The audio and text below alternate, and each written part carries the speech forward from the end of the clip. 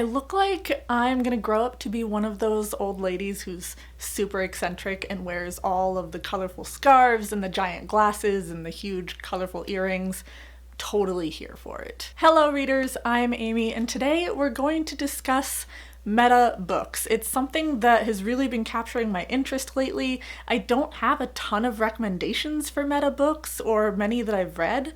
So if you have some meta books that you absolutely love, please put them down in the comments because I'd love to hear more about them.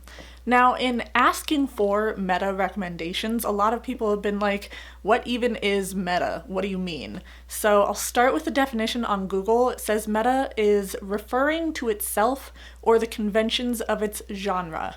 Self-referential. So I think a great example of this, because the other thing is this conversation centers particularly around horror, since the only meta books that I'm aware of are horror books. But if you have watched the Scream franchise, particularly from the second movie onward, you'll know about Stab.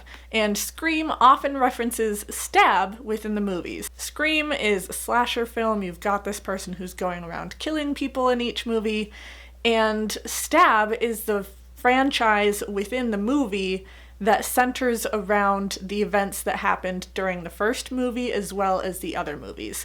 So Scream is referencing itself and making fun of itself through the Stab franchise. If you've watched Scream, you know what I'm talking about. If you haven't watched Scream, maybe it just sounds like I'm talking gibberish. There are certain rules that one must abide by in order to successfully survive a horror movie. For instance, number 1.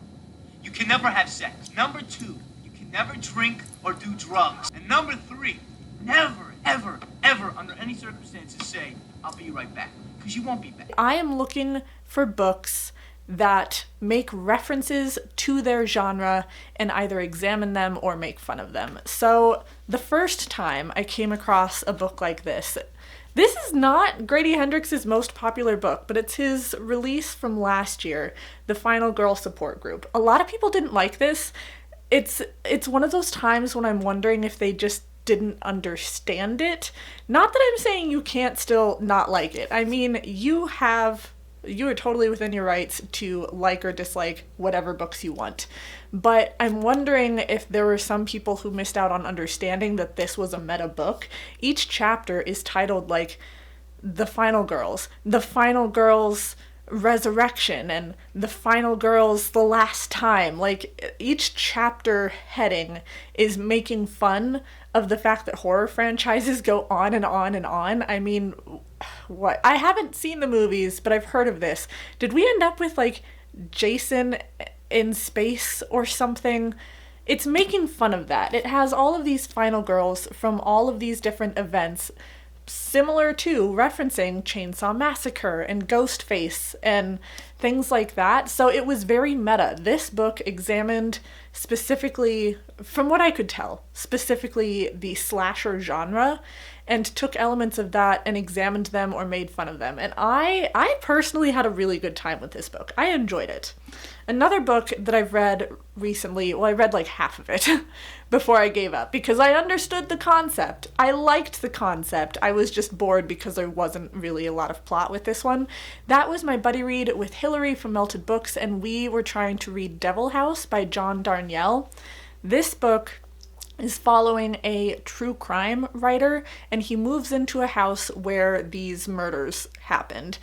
And the whole book is, I think it's going through his actual work because there's a part on the White Witch and a part on the murder house, which is where he's staying. And I feel like they're supposed to be excerpts from the true crime writer's own books on the topic or his own writing on those topics.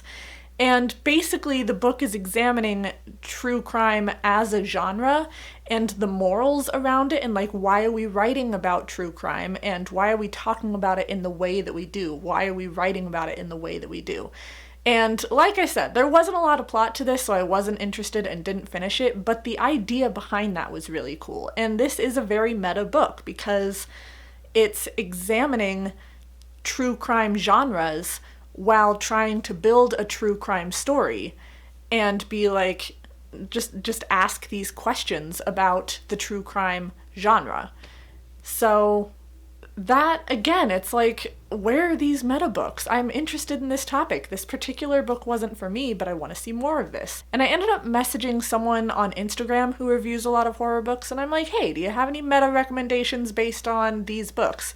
And she recommended Stephen Graham Jones, who I read his Mannequins short story, which was fine.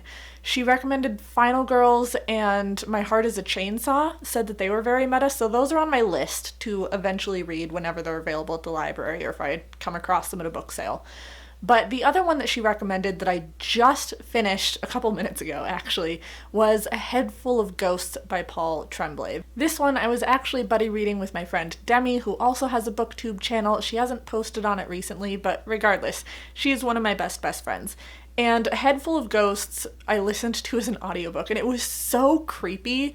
And this one is more of the possession genre and examining the possession genre. And I don't know that this book was quite for me. Like, I enjoyed it, but possession isn't usually something I reach for. It creeps me out a little bit too much.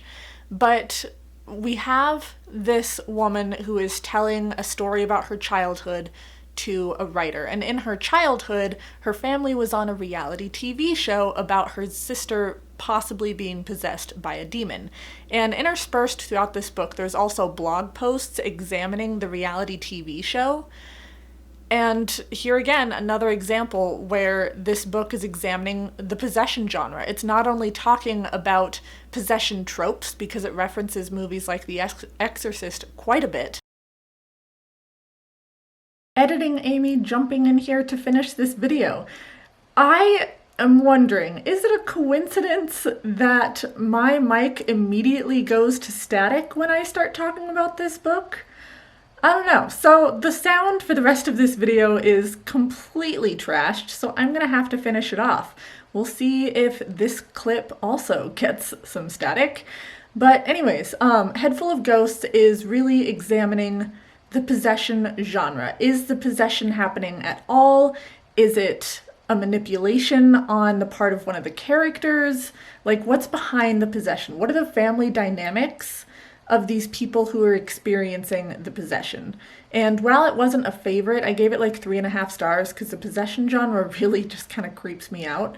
I wanted to include it in this list as an example of a meta book if you're looking for meta books.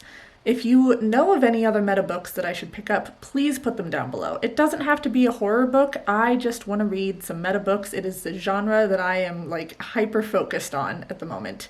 So with that, we'll see how this goes. Please like, subscribe, be my friend on social media, and I will catch all of you in my next video. Bye, friends. Possession happening, or is this centered more around family dynamics? And I thought that examination was so interesting.